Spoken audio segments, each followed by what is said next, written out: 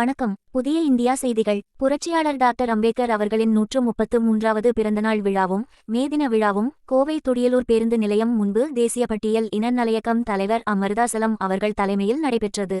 இந்நிகழ்ச்சியில் கவுண்டம்பாளையம் சட்டமன்ற உறுப்பினர் PRG அருண்குமார் அவர்கள் கலந்து கொண்டு பொதுமக்களுக்கு நலத்திட்ட உதவிகள் வழங்கினார்.